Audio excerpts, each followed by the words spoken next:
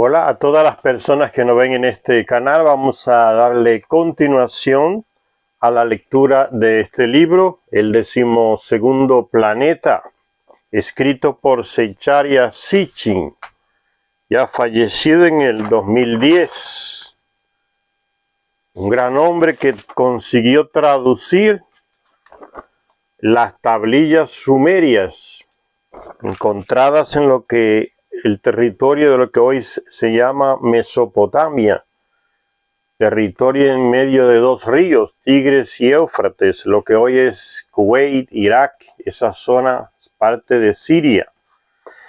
Esas tablillas por miles han sido descubiertas y él las tradujo, 33 años trabajando sobre ese material, Zecharia Sitchin, más de 30 años dedicado a eso, sabía el hebreo antiguo, el hebreo del Testamento antiguo de la Biblia, Antiguo Testamento. Entonces cada vez que él cita un libro bíblico aquí del Antiguo Testamento, él toma como base la Biblia hebrea. No las Biblias que tenemos ya traducidas en español o en otro idioma, sino la Biblia hebrea es su base. Por eso algunos textos que se mencionan aquí del Antiguo Testamento puede ser que no concorden en la escritura como están escritos en las traducciones que tenemos, esas Biblias latinoamericanas y otras. En la base de él es la Biblia hebrea. Es más fiel al texto antiguo. Entonces estamos dándole continuación a esta lectura en la parte donde Zecharia Sitchin hace ver cómo en el Antiguo Testamento y en los textos babilónicos ya se habla de temas en común, aunque los babilónicos, los textos de Babilonia y los sumerios son mucho más antiguos que el texto bíblico. En esta parte hablamos del Día del Señor, un tema que es recurrente en algunos profetas del Antiguo Testamento, el Día del Señor. Zecharia Sitchin nos aclara que eso se refiere no a ese Dios unigénito, Yahvé de la Biblia, el día de él, sino que ese es un tema que los profetas tratan refiriéndose a un planeta que entra en nuestro sistema solar y produce muchas variaciones, pueden ser cataclismos, terremotos, tsunamis, diluvios, cambios de clima, descontrol en los ejes de los planetas de nuestro sistema solar, eclipses, todas esas son causas, son causados esos fenómenos por la presencia de ese planeta, el 12º planeta, en nuestro sistema solar. Cada 3600 años regresa por aquí. Y entonces, hablando de ese tema, de los textos del Antiguo Testamento, mencionando algunos profetas y hablando del tema central de la batalla celestial, la epopeya de la creación, un texto sumerio que nos narra cómo fue creado nuestro sistema solar. ¿De dónde sacaron los sumerios este conocimiento si no podían viajar por el espacio? Se lo transmitieron los Anunnaki, los Anakim, los Elohim de la Biblia, que vienen del planeta Nibiru, el 12º planeta. Ellos podían transmitirle ese conocimiento y se lo transmitieron a los sumerios. Los sumerios los plasmaron en tablillas que se han seguido descubriendo hasta el día de hoy, enterradas en ese territorio llamado Mesopotamia, a causa del diluvio que inundó todo prácticamente el planeta. Entonces, de esos profetas, dice aquí, uno de ellos es Isaías, que habla del día del Señor, cosas que ocurrirán, puede ser cosas positivas según lo interpretaban las personas de esa época, y otras negativas, las variaciones que les mencioné en el clima, en el espacio, en el sistema solar nuestro. Dice: las similitudes entre los augurios mesopotámicos de paz y prosperidad que debían acompañar al planeta del trono del cielo. El planeta del trono del cielo. En Nibiru reina el rey Anu. Tienen el sistema monárquico. Y a eso se refiere el planeta del trono del cielo, el trono de Anu. El que envió los Anunnaki aquí a nuestro planeta a buscar oro. El trono del cielo. Planeta del trono del cielo. Se está refiriendo entonces a ese planeta. Y también cuando se habla del día del Señor que ha de venir, se refiere también, el profeta antiguo se refiere también a ese planeta, no a un Dios unigénito o como nos han querido presentar las religiones, que se refiere a Yahvé o un Dios que va a destruir todo, y las religiones usan ese tema del día del Señor que será terror, oscuridad, y le meten el moralismo ahí, manipulando los textos, diciendo que, y asustando a las personas, que se arrepientan porque el día del Señor va a llegar y va a arrasar con todos los pecadores, y todos los cataclismos que lleguen es por culpa de los pecados de las personas. Esa mentalidad se sembró, las religiones la sembraron en la mentalidad del pueblo, la mayoría de las personas que creen en las religiones. Por eso no era extraño ver en nuestros pueblos, en nuestros países, cada vez que había un terremoto, un cataclismo, un ciclón, la tierra temblaba, mucha gente salía a darse golpes de pecho en las calles de los pueblos, desesperados y pidiéndole perdón a Dios. Y muchos dirigentes eclesiásticos de altura y de mediano poder también reconfirmaban, eso es por los pecados, eso lo envió Dios para que se arrepientan, para castigar. Todas esas burrices y estupideces mucha gente se la creyó y vivía aterrorizada por las religiones, porque esas son instituciones que usan el miedo para ganar personas, seguidores, con el miedo, sea el miedo al infierno, sea el miedo a que se pierda tu alma, sea el miedo a que te manden, no sé, para un lugar que hay fuego eterno. Entonces el miedo lo usan, y sin embargo en la Biblia eso se refiere a un planeta que viene entrando en nuestro sistema y causa muchos tipos de disturbios. Las similitudes entre los augurios mesopotámicos de paz y prosperidad que debían acompañar al planeta del trono del cielo y las profecías bíblicas de paz y justicia que se establecerían sobre la tierra después del día del Señor. Eso se refiere al planeta, no a ese Dios de Yahvé. Se pueden expresar mejor en boca del profeta Isaías. Por ejemplo, en el capítulo 2, verso del 2 al 4, dice: y sucederá en el fin de los días, el Señor juzgará entre las naciones y reprobará a muchos pueblos.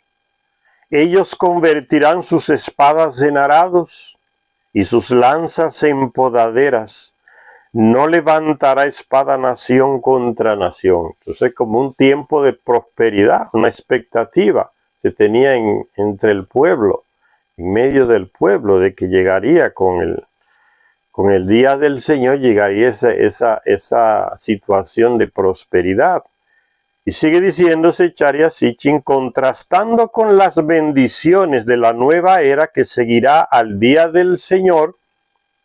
El día mismo se describe en el Antiguo Testamento como un tiempo de lluvias, inundaciones y terremotos. Si vemos estos pasajes bíblicos, al igual que sus homólogos mesopotámicos, como los del tránsito en las cercanías de la Tierra de un gran planeta con una fuerte atracción gravitatoria, las palabras del profeta se nos harán plenamente comprensibles. Así se entenderá mejor. Viéndolo desde este punto de vista, dice Charia Sitchin, en lugar de pensar que es Dios que viene a destruir el mundo, que a castigar a los pecadores, esa visión moralista que nos han impuesto las religiones, En lugar de esa visión, si se analiza este texto y otros del Antiguo Testamento que hablan del día del Señor, bajo la luz de que es un planeta que viene entrando en nuestro sistema y causará muchos disturbios, entonces desde este punto de vista es más fácil entender los textos de los profetas. Se le complica menos la comprensión al que lee los textos. Eso es lo que dice Zecharia Sitchin. Entonces, viéndolo desde este punto de vista, por ejemplo, se puede leer en Isaías capítulo 13, verso 4 al 13, 4 y 13 dice: como el ruido de una multitud en las montañas, un ruido tumultuoso como el de una gran cantidad de gente, de reinos, de naciones agrupadas, es el Señor de los ejércitos, comandando una hueste en la batalla. De tierras lejanas vienen desde el confín del cielo. Está refiriéndose entonces, desde el punto de vista que plantea Zecharia Sitchin, a un planeta que va a entrar en nuestro sistema solar. Recuérdense que en las lecturas anteriores que hicimos hablábamos que la epopeya de la creación, ese texto sumerio, hablaba de cómo se formó nuestro sistema solar y cómo Nibiru entró, fue atraído primero por Neptuno, después por Urano, después por Júpiter, Saturno, y entró en nuestro sistema solar, fue capturado, pero entró en la órbita, en la misma órbita de otro planeta que ya estaba entre Marte y Júpiter, llamado Tiamat. Y ahí se dio el impacto con ese planeta, que fue destruido, partido en dos. Y una de esas partes dio origen al planeta Tierra y al cinturón de asteroides. Entonces, esa epopeya, ese hecho, ese cataclismo en el espacio, esa colisión, fue narrada por los sumerios como una batalla entre dos ejércitos. Y esos ejércitos tenían una hueste de seguidores. ¿Y cuáles eran? Eran los cometas de cada planeta, del planeta Tiamat y del planeta Nibiru, el 12º planeta. Entonces es como un ejército, un jefe, un comandante que tiene un ejército con una hueste de seguidores atrás, que son los cometas del planeta. Entonces lo referían, lo narraban desde ese punto de vista, como un choque de dos ejércitos. Por eso el texto de Isaías dice: es el Señor de los ejércitos, comandando una hueste en la batalla. ¿Ven? Los satélites de Nibiru que impactaron con Tiamat y la partieron en dos. El Señor de los ejércitos, comandando una hueste en la batalla.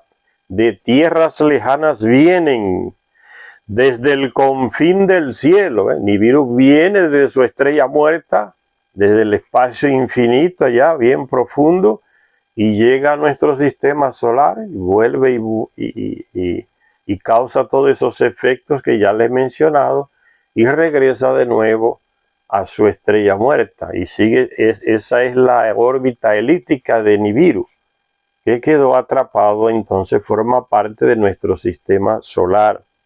Y se refiere a él desde el confín del cielo, dice, porque regresa ya a lo profundo, a su estrella muerta, y vuelve de nuevo acá. Desde el confín del cielo, el Señor y sus armas de la ira vienen a destruir toda la tierra.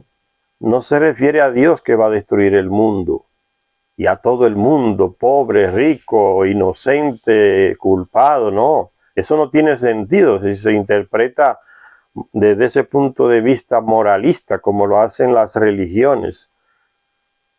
Entonces se refiere a ese planeta que va a entrar en nuestro sistema solar y causa muchos problemas. Desde el confín del cielo, el Señor y sus armas de la ira vienen a destruir toda la tierra. Por eso haré temblar el cielo y se moverá la tierra de su lugar. Cuando cruce el Señor de los ejércitos el día de su ardiente cólera, el planeta del cruce, Nibiru, planeta del cruce, significa cuando cruce Nibiru, entonces él afectará incluso la órbita de otros planetas de nuestro sistema solar. El eje de muchos planetas está inclinado por causa del pasaje de ese planeta cada 3600 años cuando entra en nuestro sistema solar. Causa muchos disturbios entre los planetas y dentro de los planetas. Marte perdió su atmósfera por causa de uno de esos pasajes de Nibiru. Lo dejó sin atmósfera, seco en la superficie. E inclinó prácticamente el eje de todos los otros planetas. Continúan inclinados, así lo han descubierto los astrónomos el día de hoy. Prácticamente todos están inclinados. Y ya se concluyó que tiene que haber sido por el empuje de algún cuerpo celeste que tenía una fuerza enorme y balanceó todos esos planetas en nuestro sistema solar. Eso lo sabían los sumerios porque se lo comunicaron los Anunnaki, que podían ir y venir en el espacio. Y son millones y millones de años terrestres, una civilización más avanzada que nosotros. Entonces podían darle esos conocimientos profundos astronómicos a los sumerios. Los profetas hablan de eso. Y sigue diciendo Zecharia Sitchin, mientras en la tierra las montañas se derretirán, los valles se agrietarán, la rotación de la tierra se verá afectada, como ciertamente sucedió.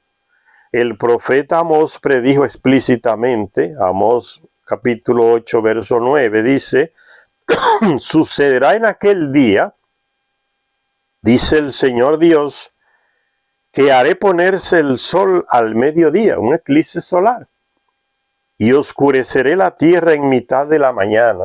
Un eclipse solar causado por la presencia de ese inmenso planeta. Anunciando, el profeta Zacarías dice, miren, el día del Señor se acerca.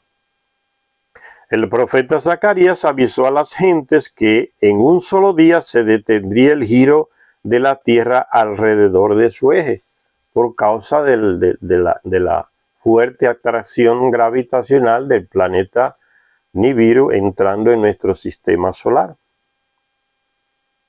Y dice Zacarías, y sucederá en aquel día, en el capítulo 14, verso 6, y sucederá en aquel día que no habrá luz, sino frío y hielo, y habrá un día conocido solo del Señor, que no habrá día ni noche, cuando en la tarde habrá luz.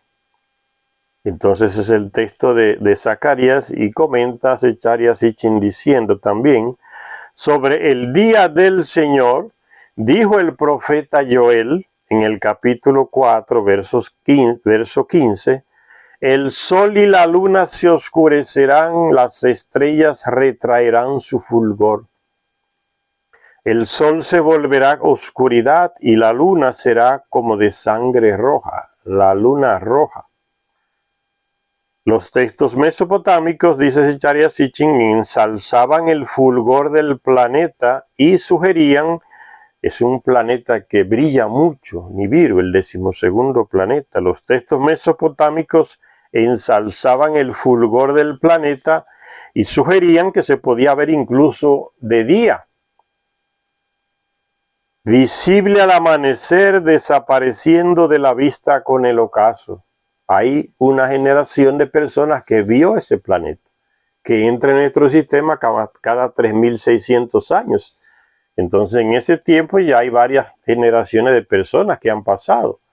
Una de esas generaciones lo vio de día y hay registro de ese hecho.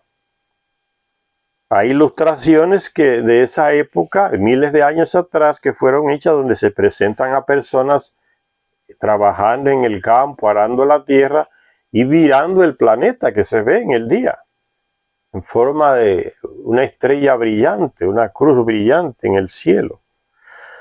Los textos mesopotámicos ensalzaban el fulgor del planeta y sugerían que se podía ver incluso de día. Los textos mesopotámicos. Visible al amanecer, desapareciendo de la vista en el ocaso.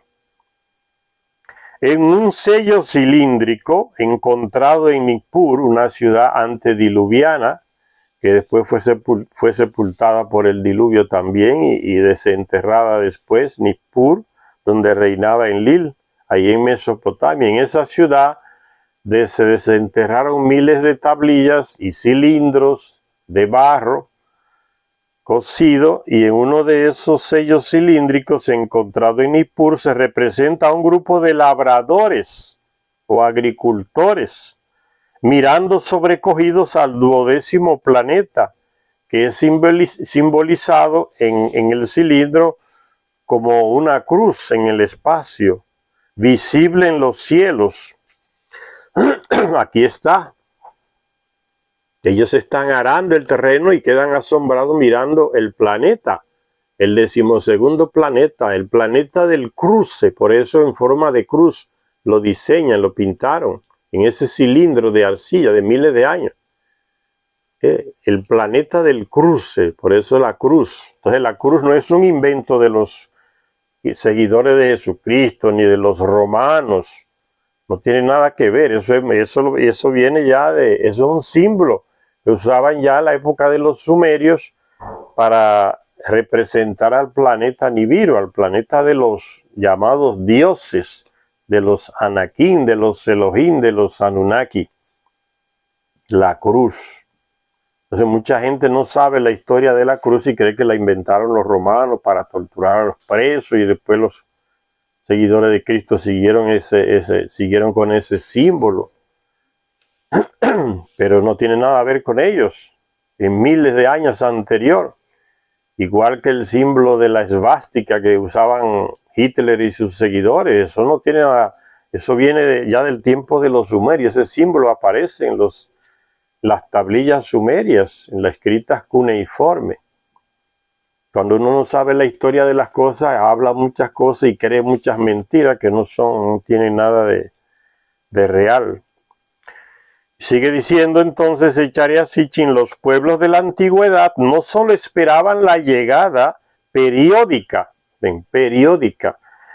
del 12º planeta, sino que seguían también su avance. Diversos pasajes bíblicos, concretamente en Isaías, Amós y Job, relatan el movimiento del Señor, o sea, del planeta, del Señor celestial, a través de varias constelaciones. Él va pasando, se va tan lejos a lo profundo del espacio, hasta su estrella muerta, que atraviesa y pasa por varias constelaciones para llegar allá. ¿Cómo supieron los sumerios que ese planeta pasa por esas constelaciones si no tenían telescopios en el espacio como se tienen hoy? Se lo comunicaron los Anunnaki, que podían viajar en el espacio y tenían naves para eso, iban y venían de Nibiru y sabían la historia del sistema solar nuestro, cómo se formó, sabían de las constelaciones, fueron ellos que las nombraron. Entonces ese conocimiento se le dio a los sumerios, los terrestres, a través de los Anunnaki, les llegó eso. Fíjense cómo se narra en un texto ya de mesopotámico el paso de ese planeta por diferentes constelaciones. Ve, dice, solo se extiende por los cielos y se remonta a las alturas de lo profundo, va hacia su planeta, hacia su sol muerto. Llega a la Osa Mayor, ve, ahora comienza a nombrar las constelaciones por donde pasa. Llega a la Osa Mayor, a Orión, a Sirio y a las constelaciones del sur. O bien, otro texto dice, su rostro sonríe sobre Tauro y Aries. De Tauro a Sagitario irá. ¿Ve? ¿Cómo pasa de una constelación a otra constelación? Estos versículos describen un planeta que no solo cruza los más altos cielos, sino que también entra desde el sur a nuestro sistema solar. Se mueve en el sentido de las agujas del reloj, porque los planetas de nuestro sistema solar giran contrarios a las agujas del reloj, mientras que el cinturón de asteroides, todas esas piedras que forman el cinturón de asteroides, giran en el sentido de las agujas del reloj, igual que el planeta Nibiru, que el 12º planeta, porque fue el que los impactó con sus satélites y los puso a girar en su propia órbita, en el sentido de la órbita de Nibiru, en sentido igual que las agujas del reloj. Entonces los asteroides, el cinturón de asteroides giran contrario a los planetas, y Nibiru también, esa es su órbita, contraria a las agujas a cómo giran nuestros planetas. Él entra por el sur. Dice, se mueve en el sentido de las agujas del reloj, exactamente lo que dedujimos por los datos mesopotámicos, dice Zecharia Sitchin. El profeta Habacuc en el Antiguo Testamento afirmó de forma muy clara: el Señor vendrá del sur, su gloria llenará la tierra, y Venus será como luz, sus rayos del Señor dados. Eso está en Habacuc, profeta Habacuc, capítulo 3, versos del 3 al 5. En la Biblia hebrea está así, que es más fiel al texto hebreo antiguo. Si ustedes encuentran otras Biblias en español, van a ver que no habla igual. No menciona al planeta Marduk ni a Venus. Entonces cambian los textos. Esas son las interpretaciones y las manipulaciones que hacen las religiones para que el texto no parezca que habla de un planeta, sino de ese Dios Yahvé, o de Dios unigénito. En definitiva, para justificar su monoteísmo, ¿no? Porque para ellos hablar de otro planeta, de ese planeta, se le caería la máscara de muchas mentiras que dicen las religiones. Entonces cambian las palabras en el texto, la manipulación de los textos del Antiguo Testamento. Y sigue diciendo Zecharia Sitchin, de entre los muchos textos mesopotámicos que tratan este tema, uno es bastante claro. Dice así ese texto: el planeta del dios Marduk en su aparición es Mercurio, ascendiendo 30 grados del arco celeste, Júpiter. Cuando se sitúe en el lugar de la batalla celeste, Nibiru. Ese es un texto antiguo que dice así. Voy a leerlo de nuevo. Zecharia Sitchin lo cita, dice ese texto antiguo, babilónico: el planeta del dios Marduk, en su aparición, Mercurio, ascendiendo 30 grados del arco celeste, Júpiter. Cuando se sitúe en el lugar de la batalla celeste, Nibiru. ¿Cómo interpretaron los expertos, como dice Zecharia Sitchin, astrónomos, este texto? Pues ellos pensaron que esos antiguos sumerios hablaban de diferentes nombres que tiene ese planeta. Zecharia Sitchin dice, están equivocados. Los antiguos no le están dando nombres diferentes a ese planeta. Está hablando, dice, se están refiriendo a los movimientos de ese planeta y a los 3 puntos cruciales en los que su aparición se puede observar y seguir desde la Tierra. A eso se refiere. Dice, en su aparición Mercurio, ascendiendo 30 grados en el arco celeste, Júpiter. Cuando se sitúa en el lugar de la batalla celeste, Nibiru. Aquí en este diseño se explica ese texto antiguo. Zecharia Sitchin lo esquematiza bien.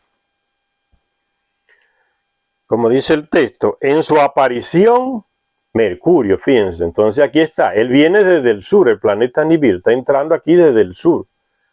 En su aparición, entra por aquí, desde el sur, ¿no? Aquí están los 3 puntos a que se refiere. En su aparición, Mercurio, trazando desde el punto de vista de lo que viven en el planeta Tierra, ¿no? Aparece por el sur, alineado con Mercurio. Por eso dice, en su aparición, Mercurio. Y sigue diciendo, cuando entra ascendiendo 30 grados del arco celeste, Júpiter, porque ahí pasa la órbita de Júpiter, ¿ven? La órbita de Júpiter. Aquí está Júpiter, esa es la órbita de Júpiter, ahí. Ascendiendo 30 grados, entonces, Júpiter se ve entonces desde la Tierra como en la posición de Júpiter.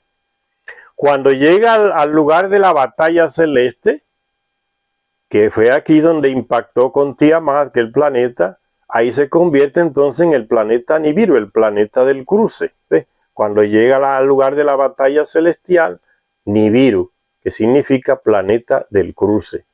Entonces de ahí se va como levantando de nuevo y continuando hacia su estrella muerta, su transcurso, saliendo de nuevo de nuestro sistema solar. Y los astrónomos interpretaban ese texto, no, es que ellos le están dando nombres diferentes a ese cuerpo celeste. Zecharia Sitchin dice, los expertos se equivocan siempre. Está hablando de los 3 puntos donde era posible ver al planeta Nibiru desde la Tierra. Sigue diciendo Zecharia Sitchin, la primera ocasión para observar, ahora él va a explicar este mismo diseño aquí, los 3 puntos donde es posible ver a Nibiru cuando entra en nuestro sistema solar desde la Tierra, en la posición con Mercurio, alineado con Mercurio, en la órbita, cuando entra en la órbita de Júpiter y cuando llega al lugar del impacto con Tiamat, o sea, como dice la epopeya de la creación, el lugar de la batalla celestial, del impacto con Tiamat, aquel planeta, y ahí se convierte en Nibiru, que significa planeta del cruce. Ahí cruza y entonces ya ahí se va elevando de nuevo hacia su estrella muerta.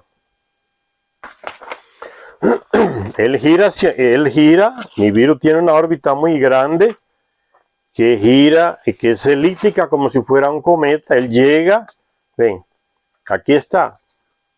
Este es nuestro Sol, nuestro sistema solar. Nibiru está acá en su estrella muerta. Él inicia aquí en su estrella muerta y viene y entra en nuestro sistema solar. Pasa por donde impactó a Tiamat, por acá. Esta parte de Nibiru aquí sería el perigeo, que significa la parte más cercana de Nibiru a nuestro Sol. Y el apogeo sería aquí la parte más lejana de Nibiru, a la lejanía del Sol, ya en su Sol muerto, el apogeo de él. Y aquí sería el perigeo, que es la parte más cercana a nuestro Sol. Entonces es una órbita elíptica inmensa, que no es redonda. Redonda la tienen los planetas acá. La de Nibiru es elíptica, entonces como un cometa va y vuelve hasta su estrella muerta, a lo más profundo, a lo profundo de los cielos, y regresa de nuevo y entra a nuestro sistema solar. A eso se está refiriendo. Dice, entonces él va a explicar este esquema aquí de los 3 puntos donde se puede observar a Nibiru cuando entra en nuestro sistema solar, cuando se alinea con Mercurio, cuando entra en la órbita de Júpiter y cuando llega al lugar donde impactó con Tiamat entre Marte y Júpiter, que se llama, ahí se convierte en el lugar del cruce, que significa, eso es lo que significa Nibiru, planeta del cruce. Entonces explica Zecharia Sitchin, la primera ocasión para observar al 12º planeta en su regreso a las cercanías de la Tierra, observarlo desde la Tierra, era así pues cuando se alineaba con Mercurio en el punto A, según nuestros cálculos, en un ángulo de 30 grados con respecto al imaginario eje celeste del Sol, Tierra, perigeo de Nibiru, cercanía del al Sol, acercándose a la Tierra y de ahí dando la impresión de ascender más aún en los cielos terrestres, otros 30 grados para ser exactos, el planeta cruzaba la órbita de Júpiter en el punto B. Por último, llegando al punto donde tuvo lugar la batalla celeste, el perigeo o el lugar del cruce, el planeta es Nibiru, punto C. Los 3 puntos que ya le mostré en el diseño. Le explica ahora Zecharia Sitchin, como yo les explicaba. Trazando un eje imaginario entre el Sol y la Tierra y el perigeo de la órbita de Marduk o Nibiru, los observadores en la Tierra, ven, los observadores en la Tierra, observando desde la Tierra, veían primero a Marduk alineado con Mercurio en un ángulo de 30 grados, punto A, progresando otros 30 grados, Marduk cruzaba la órbita de Júpiter en el punto B, y después de su perigeo, que es el punto más cercano de Nibiru con relación a nuestro Sol. Después en su perigeo, punto C, Marduk alcanzaba el cruce, o sea, volvía al lugar de la batalla celeste, el punto más cercano a la Tierra, e iniciaba su órbita de regreso al espacio profundo. Regresa de nuevo entonces al espacio profundo. Regresaba de nuevo al espacio profundo, hacia su sol muerto. Después dice, la anticipación del día, entonces es el día del Señor que hablan los textos de los profetas del Antiguo Testamento, el día del Señor, cuando llegue el día del Señor. Habrá oscuridad, habrán cataclismos, habrán guerras. Viene con su ve, como un ejército, comandante de un ejército. Ya les explicaba todas esas comparaciones de la presencia de ese planeta en nuestro sistema solar cuando entraba. El día del Señor va a llegar. Los profetas sabían, tenían conocimientos astronómicos y se alimentaban con esos textos sumerios también. Por eso hablaban del día del Señor. Está refiriéndose a ese planeta que va a entrar. Viene del cielo profundo. Pasa por varias constelaciones. Eso no se refiere a ningún dios. Un Yahvé en la Biblia. Eso es lo que explica Zecharia Sitchin. Desde ese punto de vista no se van a entender nunca esos textos de los profetas ya mencionados, porque he equivocado. Es un planeta que viene entrando y después sale y en esa entrada produce problemas acá y sale y se aleja de nuevo. No es nada de Dios que viene a destruir el mundo, a acabar con todo. Es el día del Señor, entonces. La anticipación del día del Señor, sigue diciendo Zecharia Sitchin, en los antiguos escritos mesopotámicos y hebreos en el Antiguo Testamento y en los textos mesopotámicos, que tuvo su eco en las expectativas de la llegada del reino del cielo en el Nuevo Testamento. Cristo también, Jesucristo habla del reino del cielo.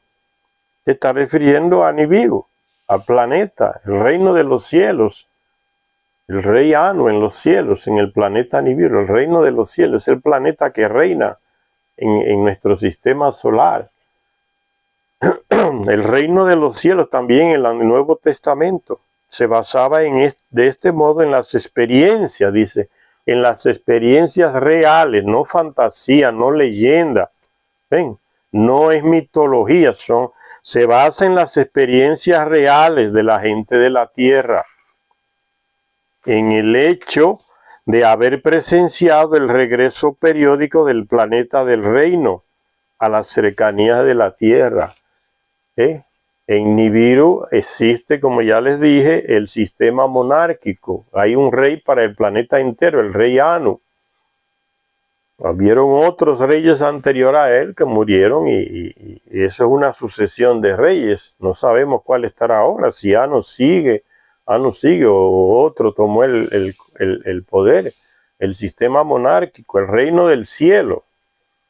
Ese reino fue traído a la tierra, por eso hay textos antiguos que hablan de cuando el reino bajó del cielo, la monarquía la trasplantaron de su planeta hacia acá. Aquí se nombraron reyes. Por eso tenemos en muchos países todavía el sistema monárquico. Ellos lo implantaron aquí también, ahí en Mesopotamia, en las ciudades que fundaron. Y los terrestres continuaron con ese sistema, la monarquía. Entonces hemos ido progresando. Ya los monarcas ya son un capítulo aparte, como reliquias antiguas de un sistema. Ya el ser humano, el terrestre, ha avanzado, ¿no?, hacia la democracia, hacia las repúblicas, y los reyes van como quedando atrás, porque para eso estamos, para ir evoluyendo, avanzando, no para quedarnos fijos en una manera de hacer las cosas, de gobierno, político, económica, lo que sea. Tenemos que ir avanzando. Y el ser humano ha ido avanzando y ya superando esas estructuras de gobierno y creando otras, porque somos creadores por esencia. El ser humano es creador. Y sigue diciéndose Charya Sitchin entonces, la aparición y desaparición periódica del planeta confirma la suposición de su permanencia en la órbita solar. Si él va y vuelve cada 3.600 años, significa que está en nuestra órbita, en la órbita de nuestro Sol, que si no, no volviera más. Entonces, esa es la prueba, ese va ir y volver, es la prueba de que forma parte de nuestro sistema solar, como hay otros cometas que tienen una órbita mucho más amplia que la de Nibiru. La de Nibiru es de 3.600 años, pasa por aquí por nuestro sistema. Pero hay otros cometas que duran 75.000 años o millones en pasar por aquí y son vistos cuando pasan, pero duran tanto para pasar de nuevo que cuando pasan de nuevo los astrónomos hallan que otra cosa, que es diferente al que pasó, porque el tiempo en que pasa es muy largo. Sigue, entonces dice ese Charya Sitchin, la aparición y desaparición periódica del planeta confirma la suposición de su permanencia en la órbita solar, en nuestro sistema solar. En este aspecto actúa como muchos cometas y realmente es una de las características del planeta Nibiru, el 12º. Él es actúa como un cometa. Y vamos a ver más detalles sobre esta información. Dice, algunos de los cometas conocidos, como por ejemplo el cometa Halley, que se acerca a la Tierra cada 75 años, desaparecían de la vista durante tanto tiempo que a los astrónomos les resultaba difícil darse cuenta de que se trataba del mismo cometa. Otros de estos cuerpos celestes solo se han visto en una ocasión para la memoria humana y se supone que tienen periodos orbitales de miles de años. El cometa Kohoutek, por ejemplo, descubierto en marzo de 1973, llegó hasta los 120 kilómetros de la Tierra en enero del 74, de 1974. Fíjense la distancia, llegó hasta los 120 millones de kilómetros de la Tierra en el 1974 y fue descubierto un año antes, en el 73, y desapareció por detrás del Sol poco después.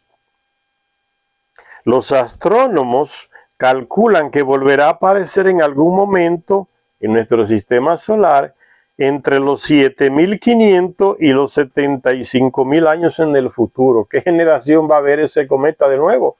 Cuando lo vuelvan a ver no van a saber que es el mismo cometa, pero es el mismo y gira, está en nuestro sistema solar, solo que la vuelta que da es tan grande y cuando vuelve a entrar ya han pasado tantos años, tanto tiempo, que los astrónomos como que se dislocan y en la mente dicen, ¿y qué cuerpo será este? Es el mismo, es que pasa un tiempo larguísimo, fíjense, Nibiru solo 3.600 años.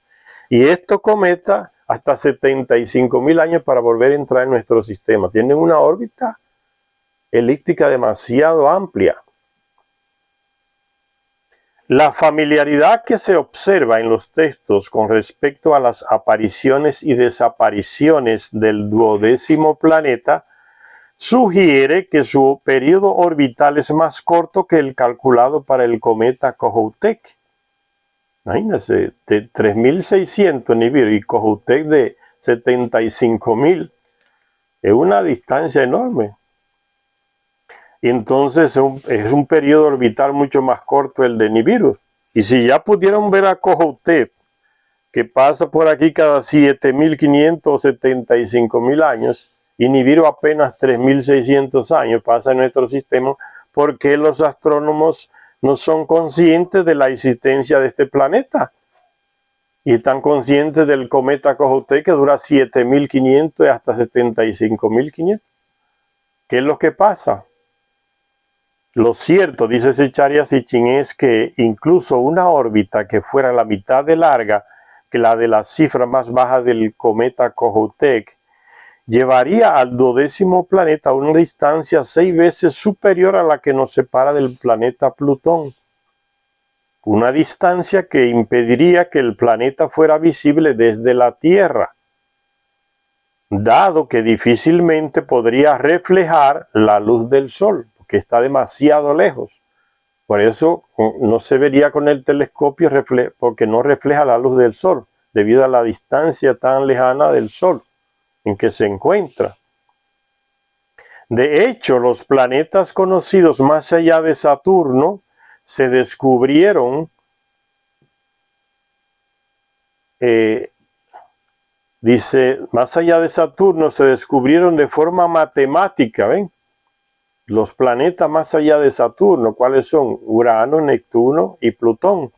Esos tres se descubrieron no por la luz que reflejaban del Sol en el telescopio, sino que fueron descubiertos matemáticamente, porque no se veían, no reflejaban la luz del Sol porque están lejos. Entonces, ¿cómo fueron descubiertos? Matemáticamente, no visualmente. Los astrónomos descubrieron que las órbitas de los planetas conocidos parecían estar afectadas por otros cuerpos celestes. Entonces, eso significaba que existían otros cuerpos celestes que estaban influenciando las órbitas de esos que ellos conseguían ver a vista con telescopios. Entonces Zecharia Sitchin dice, si con matemáticas fue posible descubrir la existencia de Neptuno, de Urano y de Plutón, ¿por qué no se usa ese mismo sistema para descubrir la presencia de Nibiru? Matemáticamente. Ya se ha especulado sobre la existencia de un planeta X. Los astrónomos actuales hablan del planeta X, que aunque invisible parece sentirse, entre comillas, parece sentirse a través de sus efectos sobre las órbitas de determinados cometas. En 1972, Joseph L. Brady del laboratorio Lawrence Livermore de la Universidad de California en Estados Unidos descubrió que las discrepancias en la órbita del cometa Halley podían deberse a un planeta del tamaño de Júpiter que orbitara el Sol cada 1800 años, a una distancia estimada de 9.600 millones de kilómetros. Su presencia solo se podría detectar matemáticamente. La presencia de Nibiru. Pero que ya eso fue hecho y Zecharia Sitchin no tenía esa información. Matemáticamente este hombre, Carlos Muñoz Ferrada, chileno, nacido en el 1909 y fallecido en el 2001 con 92 años, Carlos Muñoz Ferrada en Chile, astrólogo, sismólogo, cientista, piloto de la Marina Mercante de Chile. A través de cálculos matemáticos acertó, predijo terremotos, descubrió nuevos planetas y cometas. A través de la matemática, escuchen bien, descifró trayectorias, masa, brillo, coloración, coordenadas espaciales, movimientos orbitales con la exactitud matemática antes de ser vistos por los grandes telescopios. Carlos Muñoz Ferrada ya hizo eso con Nibiru. Todos estos son los cálculos de Carlos Muñoz Ferrada, pura matemática. ¿Cómo descubrió? Esto es parte de la órbita elíptica de Nibiru, que él la diseñó, Carlos, en un papel. matemática, pura matemática, en las operaciones matemáticas, descubrió la órbita elíptica de ese planeta, Nibiru, en Chile. Sí. Descubrió que gira alrededor de una estrella muerta en lo profundo del espacio. Ven, llega a lo profundo del espacio, el final de la trayectoria de Nibiru, de la órbita elíptica, como un cometa, y vuelve otra vez a la Tierra.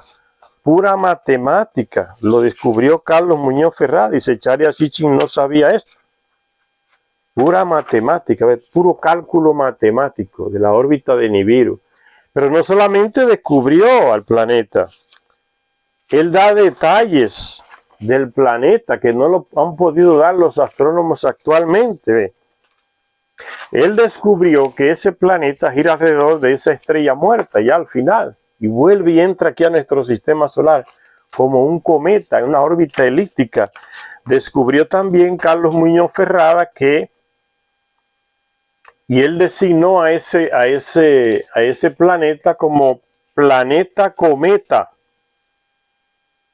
Y dijo, tiene 3 velocidades. Ese planeta tiene 3 velocidades. Planeta de los dioses, lo descubrió. Tiene 3 velocidades, dice él. La menor velocidad es aquí, cuando está en el perigeo, cerca del Sol. Tiene la menor velocidad y disminuye la velocidad al mínimo. Ahí va aumentando la velocidad cuando regresa a su estrella muerta y aquí en el medio tiene la mayor velocidad, dijo Carlos Muñoz Ferrada. Y aquí va disminuyendo otra vez y tiene la segunda velocidad menor, aquí cuando está al lado de su estrella muerta, rodeándola para volver de nuevo al sistema solar. Y no solamente eso, él dijo cuántos kilómetros tiene cada una de esas 3 velocidades. ¿A qué? Dice, en la primera velocidad, no, en la velocidad alrededor de su Sol muerto, que es la segunda velocidad más pequeña, él avanza a 92 kilómetros por segundo. Cuando está aquí, alrededor de su estrella muerta. Ahí tiene 92 kilómetros por segundo. Cuando llega por el medio, aquí acelera de nuevo la máxima velocidad por aquí ya en la mitad, caminando hacia nuestro Sol. Tiene 300 kilómetros por segundo.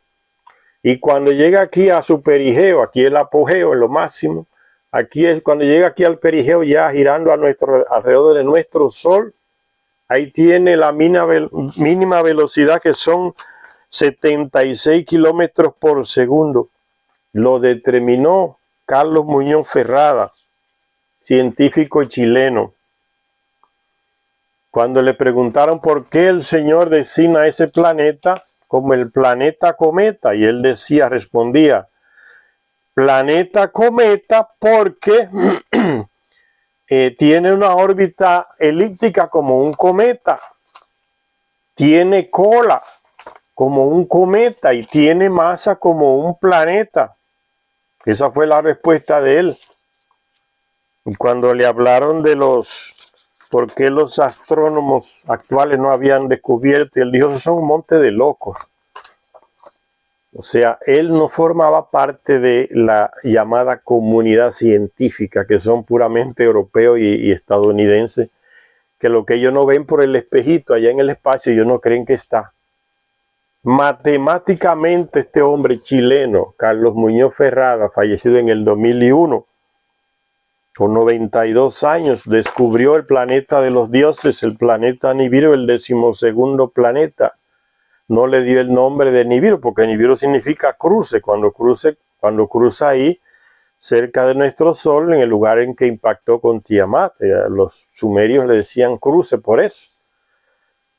Y Carlos Muñoz Ferrada simplemente lo designa, es un planeta cometa, y le preguntaron, ¿y qué causa cuando llega aquí a nuestro sistema solar ese planeta? Él dice que es muy brillante también, lo mismo que decían los sumerios de ese planeta, es brillante, tiene una órbita elíptica. Y él respondió, dice, y si él y pensó así, se quedó con la mano así, Carlos Muñoz Ferrada. Cantidad de problemas va a quedar. terremotos, maremotos, cataclismos, tsunamis. Va a morir mucha gente. Y él decía, miles de gente van a morir. No hay manera de evitarlo. Señores, está diciendo lo mismo que decían los profetas del Antiguo Testamento sobre el día del Señor. Va a mover la tierra de su lugar, va a afectar el eje de los planetas, lo va a mover del lugar. Y así están todos. Están descontrolados en su eje, uno inclinado acá, otro inclinado acá.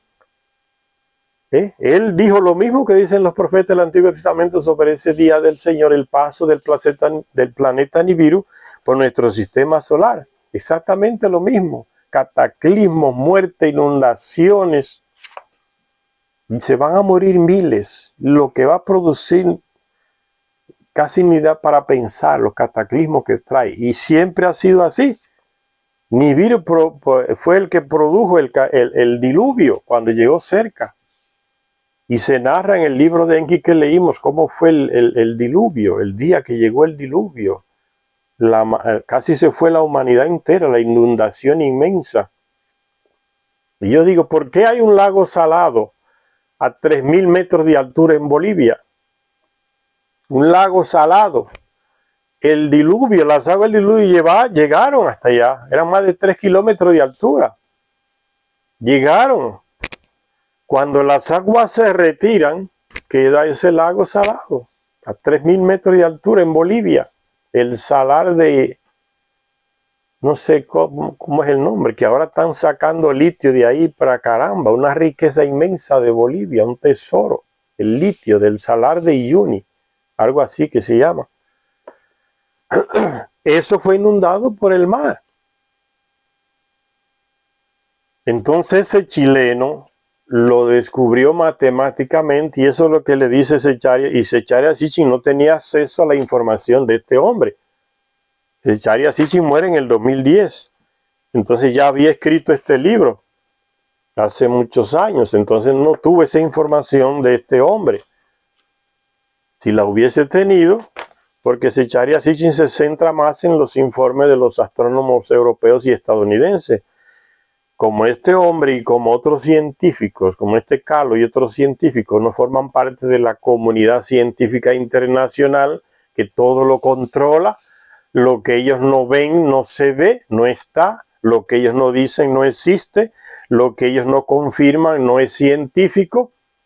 Esas estupideces dogmáticas que ellos tienen hace que el que los consulte a ellos se pierda de otros científicos, de otros astrónomos que tienen sus propios medios y descubren mucho más cosas que esos llamados astrónomos científicos de la comunidad internacional. Entonces el Carlos Muñoz Ferrada, ustedes ven que no se menciona en ninguna revista científica, porque no era de ese grupo, él los criticaba. Ellos son unos idiotas, él decía. Y él matemáticamente calculó todo. Simplemente ahora nomás les queda a esos científicos confirmar lo que este hombre descubrió. Porque es matemáticamente, no es invento, no es teoría. Matemática es una ciencia perfecta. Entonces eso es lo que le dice Zecharia Sitchin. Igual que ustedes, a los astrónomos y científicos, ustedes descubrieron a Neptuno, a Urano y a Plutón matemáticamente, porque a vista no se puede. ¿Por qué no le aplican ese mismo sistema al planeta, al 12º planeta? Porque no quieren, ellos saben que está el planeta, saben que existe, pero lo esconden porque es información militar privilegiada, la guardan, no nos las informan. Ellos saben que existe el planeta, lo han fotografiado. Fíjense esta foto, señores. Este es el planeta Nibiru, el planeta alado, el planeta de los dioses, el planeta cometa que dice Carlos Muñoz Ferrada, el chileno. ¿Y saben dónde sacaron esa foto? De Google.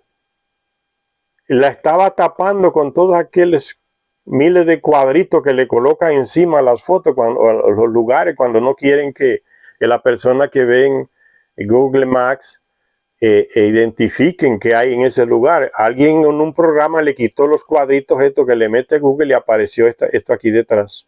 el planeta Nibiru. Le estaban escondiendo. Ya saben que existe.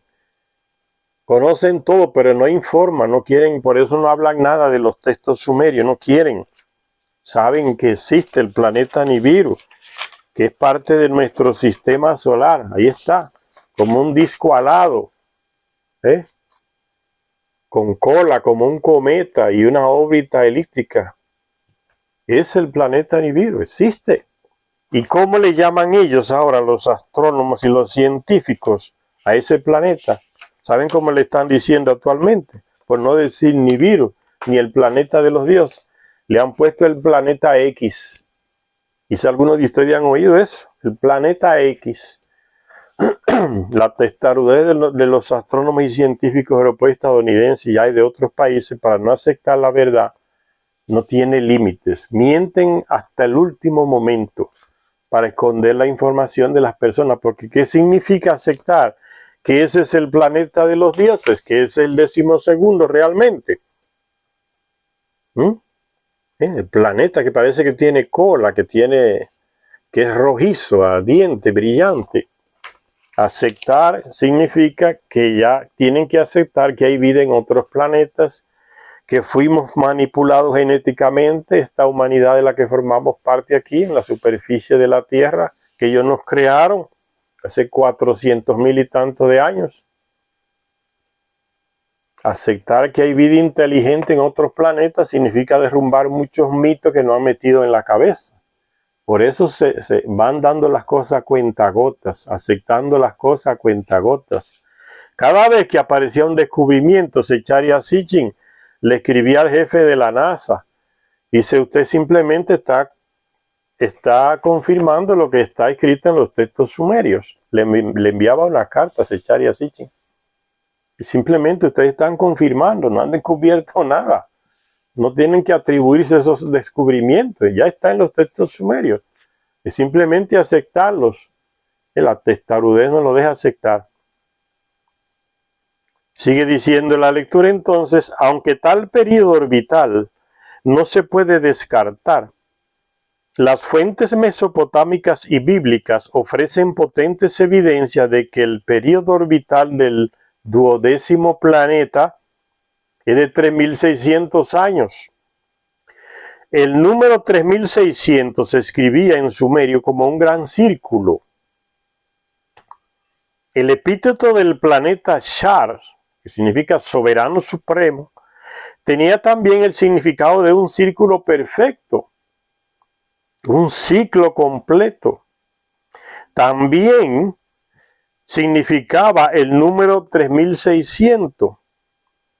Y la identidad entre los tres términos, planeta, órbita y 3.600, no puede ser una mera coincidencia. Los textos sumerios ya hablan de que esa es el tiempo de la órbita de Nibiru alrededor de nuestro Sol. Cada 3.600 años aparece por acá. ¿Y qué dijo Carlos Muñoz Ferrada sobre esta órbita cuando le preguntaron? Más o menos cada qué tiempo aparece ese planeta en nuestro sistema solar, y le dijo, más o menos cada 3.500 años. O sea, prácticamente lo mismo que está diciendo los textos sumerios, que está mencionando Zecharia Sitchin. 3.600 años. Puede ser que varíe, pero están en la misma línea. El hombre lo hace matemáticamente, como es latinoamericano, no es europeo. El chileno entonces como que lo descalifican y nunca lo mencionan y lo entierran. O sea, nunca aparece mencionado este hombre. Carlos Muñoz Ferrada, chileno, descubrió el planeta. No descubrió, sino que matemáticamente lo identificó. Ya los sumerios lo sabían. Dice Zecharia Sitchin entonces, hablando de esa fecha, de ese tiempo en que Nibiru retorna a nuestro Sol, 3.600 años. Dice, Beroso, un escritor caldeo de mesopotámico, que era astrónomo, babilonio, hablaba de 10 soberanos y que reinaron en la tierra antes del diluvio.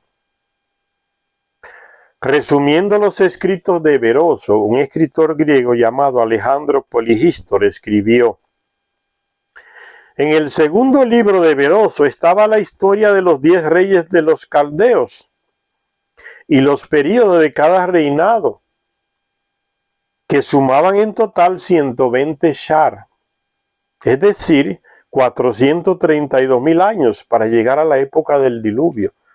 Entonces, antes del diluvio se contaba en shar. Un shar, ¿qué es un shar? Es el tiempo que toma el planeta Nibiru en ir a su planeta, salir de su estrella muerta y entrar en nuestro sistema solar y volver otra vez a su estrella muerta. Llega a nuestro sistema solar cada 3.600 años, en la órbita de Nibiru. Y es como la nuestra, que un shar entonces para los de Nibiru sería, como nosotros decimos aquí, un año. ¿Qué es un año? Es la órbita del planeta Tierra alrededor del Sol. Son medidas distintas correspondientes a planetas distintos. Para Nibiru, un shar, para nosotros, un año. Entonces, cada 3.600 años nuestros, llega Nibiru a nuestro sistema solar. Eso es un shar. Para que se entienda mejor. Y Avideno, un discípulo del famoso filósofo Aristóteles, griego, este Avideno también mencionó los textos de ese Beroso, como lo hizo Alejandro Poligístor. Este Avideno, que era discípulo de Aristóteles, también citó a Beroso diciendo, al respecto de los 10 soberanos antediluvianos cuyos reinados sumaban en total 120 shar, confirmó también lo que dijo Alejandro Poligístor. Y aclaró también este Avideno que estos soberanos y sus ciudades se encontraban en la antigua Mesopotamia. En esa región fue donde se desarrollaron esos 10 reinados antes del diluvio. Se dice que el primer rey del país en esa lista de Beroso, que la tomó de textos sumerios antiquísimos, se dice que el primer rey del país, ahí en Mesopotamia, donde se instalaron los Anunnaki, cuando llegaron de Nibiru a buscar oro aquí en nuestro planeta, descendieron ahí, en lo que hoy es el Golfo Pérsico, en Kuwait, en Irak, en ese territorio, la Mesopotamia, entre el río y el Éufrates. Dice que el primer rey, entonces estos reyes son Anunnaki, no son terrestres. Dice, el primer rey del país fue Aloro, que reinó 10 shar, 28.800 años. Ese Aloro que menciona Beroso es el mismo Alulín en otra lengua, y es el mismo Alalu, que ya hablamos de él en la lectura del libro perdido de Enki. ¿Quién era Alalu? Alalu era un rey de Nibiru, el 9º rey de Nibiru, que mató al rey anterior a él. Entró en el palacio armado con otros seguidores y usó la violencia y mató al rey que estaba ahí. Y se instaló él como rey. Después de cierto tiempo, allá en Nibiru llegó otro príncipe y reclamando el trono, y mostró cómo él era el heredero legal del trono y no Alalu. Alalu confirmó lo que ese príncipe decía, pero le propuso un acuerdo a ese príncipe que se llamaba Anu. Digo que se llamaba porque no sé si el que está reinando ahora o si murió. ¿Cuál fue el acuerdo? Él le dijo, mira, yo te reconozco a ti como que eres el heredero legal, pero déjame terminar mi mandato y cuando yo termine te nombro a ti como heredero oficial del trono. Y así se escribió y se acordó. Y Anu entonces se convirtió en el copero de Alalu, el que le servía el vino, es el hombre de más confianza porque lo podía envenenar. Después de cierto tiempo, Anu percibió que Alalu estaba haciendo unos cambalaches ahí en el gobierno y como que lo estaba dejando fuera. Estaba renegando del acuerdo que habían hecho. Anu percibió eso, esos juegos políticos de Alalu. Y lo desafió a una lucha, desnudos los dos, como se usaba ya en Nibiru, en la plaza pública, rodeado del pueblo. y Anu lo venció en esa lucha física. El pueblo se llevó a Anu en hombros al palacio para que tomara posesión del rey, el rey de Nibiru, el rey del planeta entero. No es como aquí que es rey de un país, el rey del planeta entero. Alalu se quedó en la plaza derrotado. Él pensó que Anu lo iba a matar igual que Alalu hizo con el rey anterior, que lo mató. Entonces decidió escapar con ese pensamiento de que lo iban a matar. Fue al espacio puerto donde estaban las naves espaciales, allá en Nibiru, tomó una de las naves, colocó en ella armas nucleares y escapó hacia este planeta Tierra. ¿Por qué él escapó hacia acá?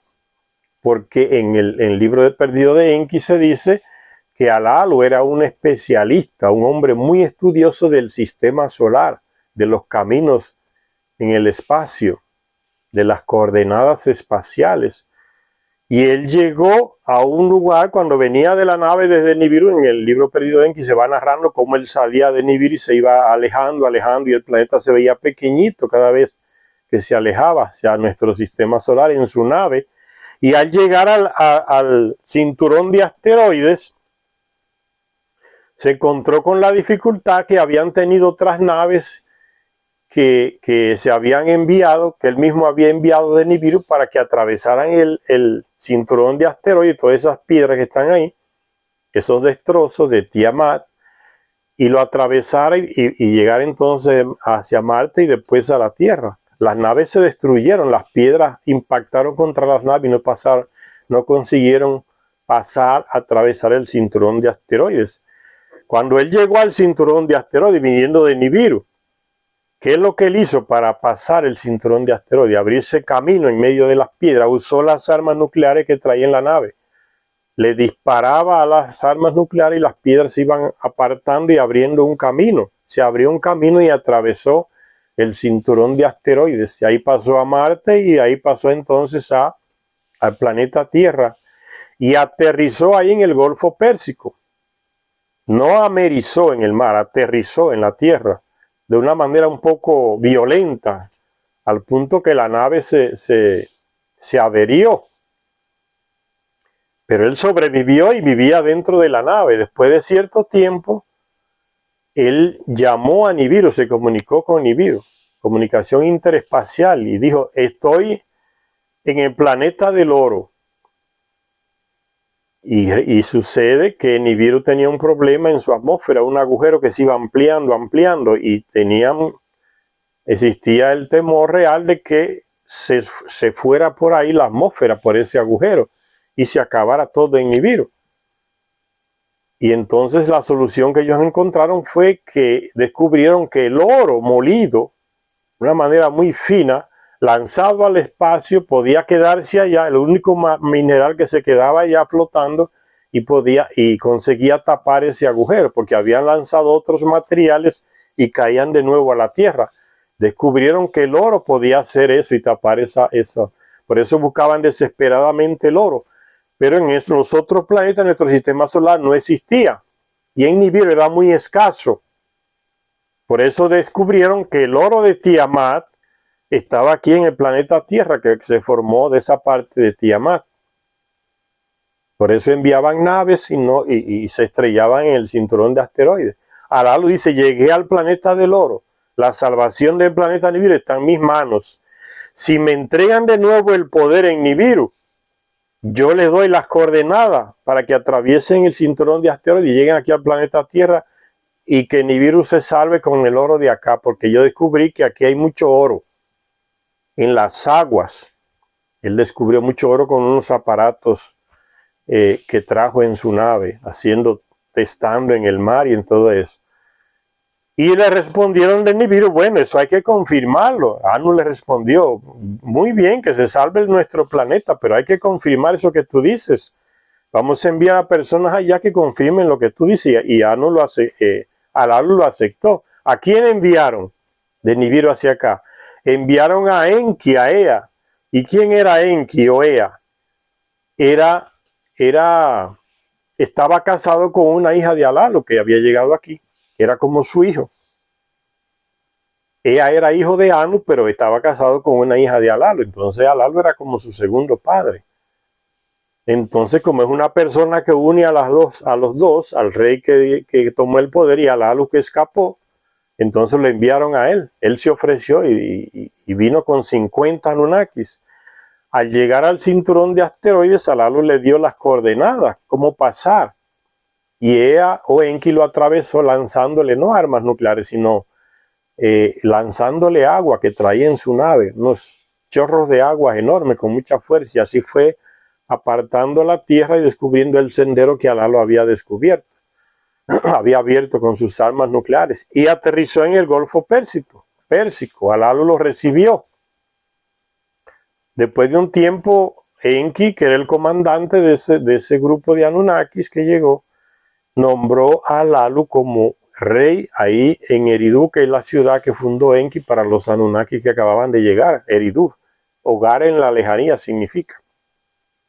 Por eso se dice en la lista de Beroso, que consulta esos textos sumerios antiquísimos, Beroso dice que el primer rey antes del diluvio fue Alalu, Alulín, Aloro, el mismo personaje que le estoy hablando. ¿Y qué pasó cuando Anu entonces decidió él mismo venir a confirmar la presencia del oro? Porque ella comenzó a enviar oro que sacaba de las aguas, pero era muy poco. Entonces Anu decidió venir, porque se descubrió que había oro en las minas de África y no en las aguas. Entonces Anu vino y confirmó, se encontró con Alalu ahí en Eridu y dijo, muy bien, que se siga sacando el oro del África, que Enki vaya a encargarse de eso allá. Y él nombró a otro hijo de él como el comandante ahí en Mesopotamia, en lugar de Enki. Eso trajo problemas. Cuando Anu quería volver para Nibiru, Alalu le dijo, pero ¿y el acuerdo que tenemos? Oye, eso fue después de miles de años aquí en la Tierra, ¿no? Porque para ellos son 2, 3 años, ¿no? Pero aquí en la Tierra son miles de años que habían pasado. Y Anu se molestó cuando Alalu le reclamó sobre el acuerdo que habían hecho de restablecerlo a él en Nibiru, en el poder, en el reino allá. Porque él le dijo, le encontró el oro. Y Anu se molestó, o sea, como hacen muchos políticos que prometen una cosa y después, como hizo este Iván Duque de Colombia, ¿no? El anterior, que era Santos, hizo un acuerdo con la guerrilla en Cuba, se reunieron, hicieron un acuerdo de paz para acabar esa bendita guerra que causa tantos problemas en Colombia. Llegó Iván Duque y dijo, no me importa ese tratado, y no lo cumplió. Continuó la guerra. Lo mismo Anu, dan su palabra y después dicen, no, yo no voy a cumplir eso. Entonces cuando a Alalu le reclamaron, y el acuerdo que teníamos, ¿qué pasa? ¿Te vas a ir así de nuevo a Nibiru? No dijimos que me ibas a restablecer en el trono, porque llegué al planeta del oro y ahora se puede enviar el oro a Nibiru desde acá y salvarse Nibiru. Anu se molestó y le dijo, vamos a luchar de nuevo. Si tú me vences, tú vas a Nibiru y reinas. Pero si pierdes, te quedas aquí. Lucharon de nuevo los dos desnudos ahí en Eridu, en Mesopotamia, donde estaba esa ciudad, y de nuevo Anu lo venció a Alalu. Desnudos los dos, Alalu cayó al suelo, Anu le puso un pie en el pecho, señal de que lo venció. Cuando Anu le quitó el pie del pecho, inmediatamente, rápidamente, Alalu saltó y le mordió los testículos a Anu, se los arrancó y se los tragó. Y dice el libro perdido de Enki que el grito de Anu fue terrible y el dolor, y lo llevaron corriendo hasta Enki, se encargó de sanarlo, y a Alalu lo aprisionaron inmediatamente y lo condenaron a muerte. Se hizo un consejo donde estaba también Anu y se tomó la decisión de matarlo por lo que le había hecho a Anu. Y Enki le dijo, no hay que matarlo. Recuérdense que Enki le dije que era esposo de una hija de Alalu. Entonces Alalu era como un padre también para Enki. Y Enki le dijo, no hay que matarlo, que ya el veneno está dentro de él. ¿Por qué? Porque al tragarse los testículos de Anu, No sé qué tienen en los testículos de ese Anunnaki, que al tragarse él se envenenó por dentro y dice que le estaba destruyendo, como un ácido que producen, le comenzó a destruirle los órganos internos y a hinchársele el vientre al Alu con mucho dolor. Entonces Enki dijo, no hay que matarlo porque ya la muerte está dentro de él. Entonces Anu pensó en esa palabra de Enki y dijo, está bien entonces, pero lo condeno en el destierro a que muera en el planeta Marte, allá solo.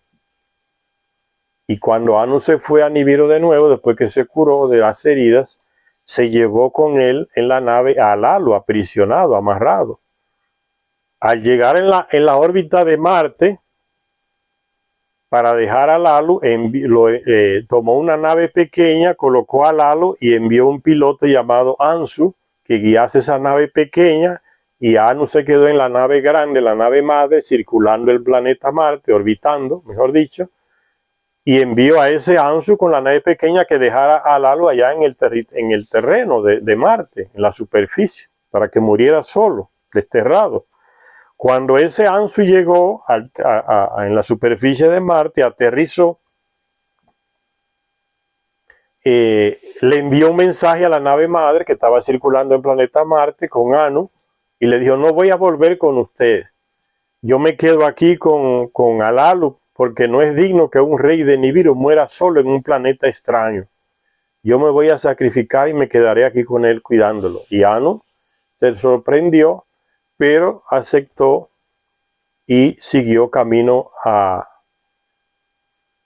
hacia Nibiru y le prometió a Ansu que si se hacía una base, como ellos pensaban los Anunnaki, hacer una base de paso en Marte, tenía mucha agua en esa época, entonces Anu planeó hacer una base en Marte de tránsito, que en lugar de llevar el oro directo desde la Tierra a Nibiru, se llevara en naves pequeñas a Marte y de Marte en naves más grandes se llevara a Nibiru.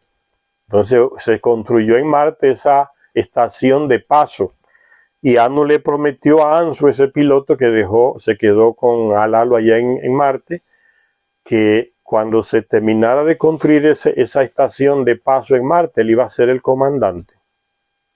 Y se fue a Nibiru. Después de cierto tiempo, llegó de Nibiru una nave con una hermana de Ea o Enki y otras 50 mujeres, y otras mujeres, 50 no, otras mujeres, grupo de mujeres, 30 o 40 yo que eran, mujeres Anunnaki que venían a encargarse de la salud de los Anunnaki que trabajaban aquí sacando oro en las minas de África, que dirigía Enki. Venían a encargarse de las enfermedades, de la alimentación, porque reclamaban mucho de la alimentación del planeta aquí, que era muy pobre para ellos. Y esa mujer, que era media hermana de Ea o Enki, llegó con esas mujeres de Nibiru. Al pasar por Marte, descendió, porque ya Anu le había dicho que Ansu estaba allá. Cuando ella llegó al planeta Marte, detectaron la señal que enviaba el casco que tenía Ansu y descubrieron en qué lugar estaba. Cuando aterrizó la nave en Marte de esa mujer que venía de Nibiru, descubrieron que estaba muerto, había muerto recientemente. Le aplicaron unos aparatos que tienen los Anunnaki, le dieron choque, como unos choques, y consiguieron resucitar a Ansu. Él les contó que cómo murió Alalu, vomitando los órganos internos en fuertes dolores, hinchado, y que él lo enterró en una caverna y le colocó muchas piedras encima y lo colocó en una caverna. Esa mujer fue guiada por Ansu, descubrieron el cuerpo y les decidieron hacerle un monumento ahí en Marte a Alalu, el primer rey de Nibiru que moría fuera del planeta Nibiru, en un planeta extraño, Marte. ¿Y cuál fue el monumento que le hicieron? En un monte alto, en una piedra, con unas herramientas que tienen los Anunnaki, dice en el libro de Enki, herramientas de poder, tallaron en una piedra enorme, en una montaña, el rostro de Alalu con un casco echado hacia atrás, y el rostro de él mirando hacia Nibiru donde reinó y hacia la tierra donde también reinó, Alalu, Alulín, Aloro, como dice Veros. Si ustedes buscan en YouTube y escriben rostro en Marte, rostro en la superficie de Marte, va a aparecer inmediatamente esa cara que está ya en Marte. La descubrió la NASA con uno de los satélites que envió artificial, la retrató, está ya en Marte. Esa es la cara de Alalu, mirando hacia Nibiru y hacia la tierra donde reinó. El primer rey antediluviano aquí en la tierra y rey también en Nibiru. Esa es la historia del primer rey ese que menciona Beroso, Aloro, a Lulín o a Lalu, como dice en el libro perdido de Enki. Reinó aquí 28.800 años. Para nosotros es un tiempo inmenso, para ellos 3.600 años es un año de lo de aquí, para ellos, para los Anunnaki. Entonces para ellos era poco tiempo, ¿no? Para nosotros es una inmensidad. 28.800 años. ¿Por qué? Porque ellos tienen un ciclo de vida diferente al de nosotros. El ciclo de vida de nosotros depende de la órbita del planeta Tierra.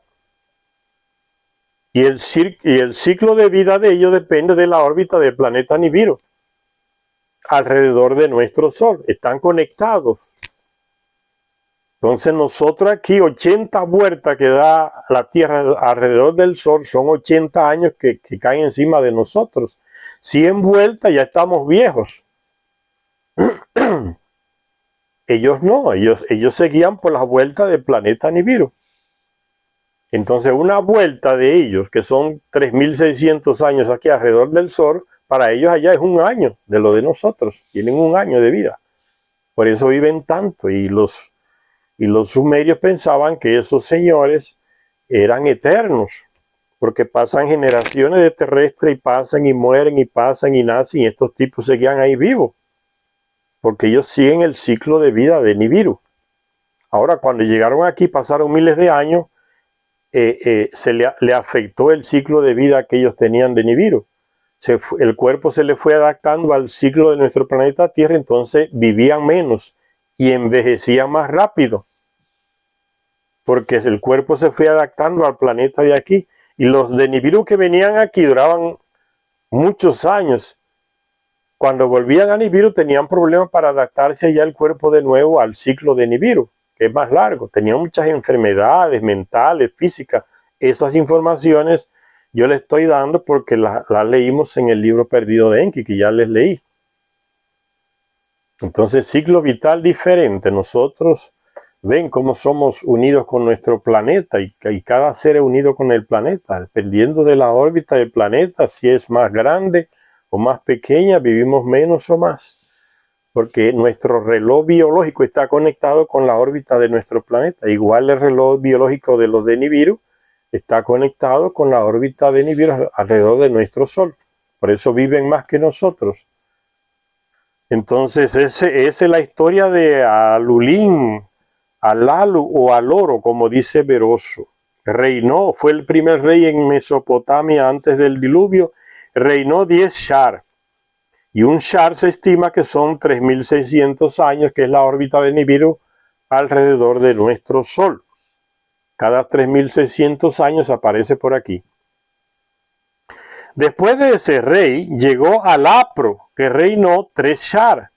A este le sucedió Amilaro. Ese Alapro se llamaba Alargal. En el libro perdido de Enki se menciona, fue un comandante que Enki nombró ahí en Eridu, la ciudad que fundó, nombró como comandante, como rey, Alargal. Era piloto de una de las naves que vino con Enki, Oea, de Nibiru. Ese Alargal, aquí se le dice Alapro, el segundo rey. Los dos reyes, Alalu y Alapro, reinaron en Eridu, ahí en el sur de Mesopotamia. Y eso lo confirman los textos sumerios. Vamos a ver más adelante. Esos dos primeros reinaron ahí en Eridu, los otros en otras ciudades de Mesopotamia. Después de Alapro reinó Amilaro, de la ciudad de Pantibiblón, que reinó 13 Shar. Después de este, Amenón reinó 12 Shar. Él era de la ciudad de Pantibiblón también. Después reinó Megaluro del mismo lugar, Pantibiblón. 18 Shar gobernó ese Megaluro. Más tarde llegó Daos el pastor. ¿Quién es ese Daos el pastor? Se le dice en el libro de Enki Dumuzi, era hijo pequeño de Ea o Enki, y era pastor de ovejas. Tenía muchos criaderos de ovejas. Era Anunnaki, hijo de Enki. Ese es Dumuzi, se menciona en la Biblia, no me lembro en cuál profeta, si Jeremías o Isaías, o en qué libro del Antiguo Testamento se menciona a Dumuzi. Se le dice un texto ahí del Antiguo Testamento, no recuerdo ahora, no lo tengo en la mente cuál capítulo es, cuál profeta, y dice, mujeres llorando por el dios Tamuz. Se refiere a Dumuzi. ¿Qué pasó con ese Tamuz o Dumuzi? O llamado también, según Beroso, Daos, el pastor de ovejas. Él era el hijo pequeño de Ea o Enki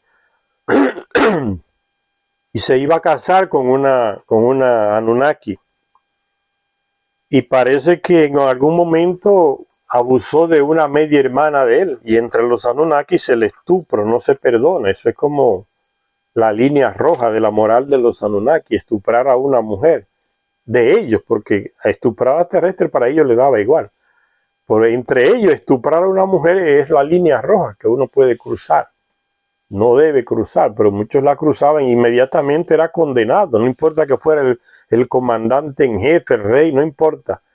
Si estupró a una mujer de ellos, iba a ser condenado. Y ese Dumuzi, Tamuz o Daos, como dice Beroso, estupró una de sus media hermanas y otro hermano de él llamado Marduk, ese que reinó en Babilonia, Anunnaki también, hijo de Enki, eran hermanos los dos, medio hermanos, lo mandó a prender. Y ese Tamuz o Dumuzi o Daos se enteró de que venían a prenderlo y salió y se escapó. Y se fue corriendo por una presa que había construido Enki ahí en el Nilo, en el Alto Egipto, la presa de Asán, que todavía están las estructuras ahí. La construyó Enki. Y un hijo de él, ingeniero hidráulico. Y corriendo por encima de la presa ese Dumuzi, el pastor o Daos, resbaló y cayó en las tumultuosas aguas de la presa y se ahogó.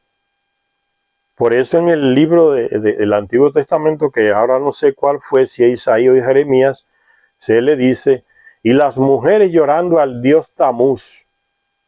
Había un ritual que lloraba a ese dios cada cierto tiempo. Se hacían rituales en algunos templos, ahí en Mesopotamia, para llorar la muerte del dios Tamuz. Y las plañideras, que eran mujeres que se les pagaban para que lloraran, hacían ese ritual. Y las plañideras las copiamos nosotros. En muchos de nuestros países, antiguamente en los años 60, 50, había mujeres que iban a los velorios donde tenían el cuerpo del muerto, y iban en grupos a llorar a ese muerto. Y se les pagaba para eso. Plañideras pagas. Entonces en el texto del Antiguo Testamento aparece ese tipo de mujer que llora por paga a los muertos. Y en los velorios, como decimos, iban a llorar y después de cierto tiempo de llorar, entonces se iban de nuevo y cobraban lo que habían combinado que se le pagara, las plañideras. Entonces ese es Daos, el pastor, que menciona ese escritor Beroso, el caldeo. Después de ese Daos, el pastor o Dumuzi, gobernó por el espacio de 10 Shar, ese Dumuzi. Dice, hubo después otros soberanos, y el último de todos fue Sisitro. De manera que en total la cifra asciende a 10 reyes, y el término de sus reinados asciende a 120 Shar. Como dijeron y confirmaron esos dos escritores griegos que mencionamos, que los dos consultaron los escritos de Beroso, Avideno, el discípulo de Aristóteles, y Alejandro Polihistor, que los dos consultaron los textos de Beroso y dijeron lo mismo, que ese reinado fue de 120 shar. Y sigue diciendo Zecharia Sitchin, esos 120 shar hacen 432.000 años. También, dice Zecharia Sitchin, Apoloro de Atenas hablaba de las revelaciones prehistóricas de aquel Beroso, el escritor caldeo, en términos similares. O sea, confirma también lo de Beroso, este Apolodoro de Atenas. 10 soberanos reinaron durante un total de 120 shar, lo confirma también, o sea, 432.000 años. Y el reinado de cada uno de ellos se midió también en los 3.600 años de la unidad shar, que es la órbita de Nibiru alrededor de nuestro Sol. Llega aquí cada 3.600 años. Con la llegada de la sumerología, o sea, el estudio que iniciaron los antropólogos europeos, después estadounidenses, sobre los textos sumerios encontrados ahí en Mesopotamia, en esas tablillas que fueron desenterrando y encontrando ciudades locales, templos o residencias antiguas que habían quedado sumergidas debajo de la tierra por causa del diluvio. Comenzaron esas excavaciones ahí en Mesopotamia y comenzaron a aparecer esas tablillas y los textos sumerios antiguos comenzaron a ser traducidos, interpretados, y entonces se iba sacando información y confirmábase en esos textos de tablillas sumerias, babilonias, se confirmaban textos que solamente aparecían en el Antiguo Testamento, en la Biblia. Entonces, al descubrirse esos textos ahí en lo que era Sumeria, en Babilonia, en Mesopotamia, se confirmó mucho de lo que se decía en la Biblia. Por ejemplo, textos como el de la creación que se abre en la Biblia es confirmado en textos sumerios, con mucho más detalles, lo que significa que el texto de las tablillas sumerias es mucho más antiguo que el de la Biblia. Por eso dice Zecharia Sitchin, con la llegada de la sumerología, o sea, ese estudio sobre los textos sumerios encontrados ahí debajo de la tierra en Mesopotamia, los textos de antaño, dice, a los cuales se refería Beroso, se encontraron y se descifraron.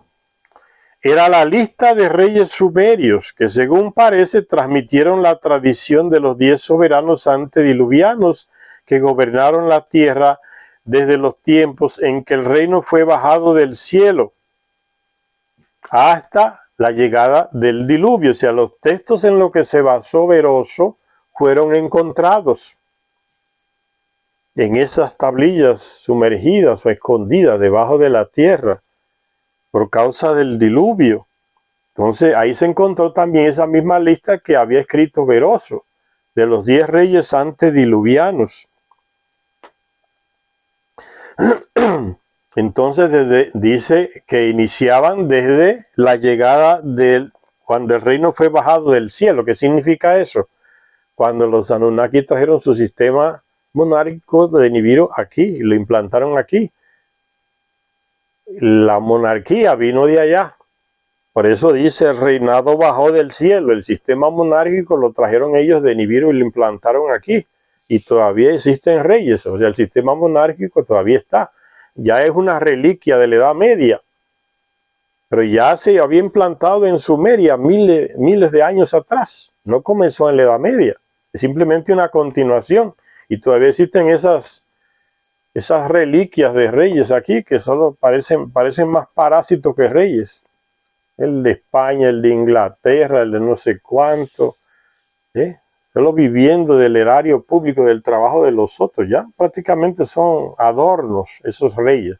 El ser humano va avanzando, el terrestre, en esta superficie y se van cambiando los sistemas. Eso es lo normal. Entonces los reyes ya están quedando como una reliquia de la Edad Media.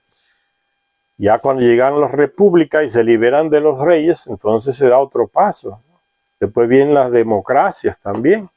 Y así las democracias representativas tienen que irse quedando atrás para darle paso a otro tipo de gobierno mejor, que sea más justo. Porque ya vemos que las democracias no están dando, esa democracia representativa que tenemos no está dando resultado. Porque cualquier maco podrido se mete y llega a diputado o a senador y a presidente también. Y todo en nombre de la representación democrática. Defienden ese sistema democrático representativo porque es el que le conviene, porque le ayuda a robar más. El grupito de ricos siempre está encima en ese sistema democrático representativo que tenemos. Y cuando uno analiza y abre los ojos y se pone al lado de uno de esos personajes, sea diputado, senador o presidente, que nos representan, uno que lee y estudia, ve y le duele que ese tipo o esa tipa digan que son nuestros representantes y que defiendan ese sistema democrático. Ese es el que defiende el capitalismo de Estados Unidos, la representación, porque es el que le conviene a la clase más rica, a la más poderosa, a las oligarquías, ¿no? Y uno se pone al lado de ese tipo, ¿no? Usted me representa a mí.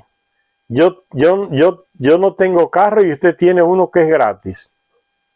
Yo tengo un desastre de carro ahí y tengo que comprar la gasolina carísima. Usted tiene un carro último modelo gratis y la gasolina también es gratis. Yo compro un celular barato y usted tiene uno carísimo y gasta millones en llamadas gratis. Y usted dice que es mi representante. Usted tiene guardaespaldas gratis, chofer gratis, y dice que es mi representante. Yo no puedo tener eso. Usted tiene pasaje gratis para el exterior, con compañía, pago los pasajes por el dinero público, y yo no. Y usted dice que es mi representante. A usted le dan una exoneración para exportar, traer, para importar, traer de Estados Unidos, de otro país, el carro de último modelo que usted quiera, gratis, sin pagar ningún impuesto, y yo tengo que comprar uno ahí de usado por miles de dólares. Y usted dice que es mi representante. Esa intelequia de la democracia representativa tiene que avanzar como ha ido avanzando los sistemas que tenemos. Que eso es una desgracia, eso es una mentira, eso es una falsa, es una hipocresía. ¿Qué más de esos ejemplos que acabo de poner? Eso es representación. Usted tiene comida ahí en su casa de lo que quiera comer y yo allá en un ranchito y usted dice que me representa a mí.